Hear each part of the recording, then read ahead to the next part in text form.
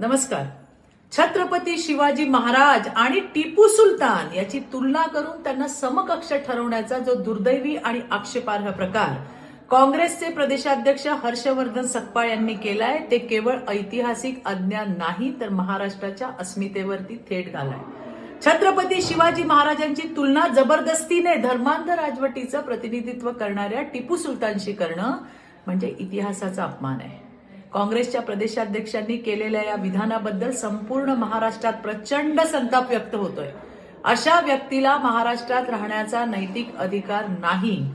त्यांच्या विधानाबद्दल त्यांनी केवळ माफी नाही तर काँग्रेस पक्षाने तात्काळ त्यांच्यावर कारवाई करत त्यांना बडतर्फ केलं पाहिजे. या संदर्भामध्ये उद्धव ठाकरेंनी आपली भूमिका स्पष्ट केली पाहिजे. काँग्रेसच्या या विधानाला उद्धवजी तुम्ही पाठिंबा देताय का?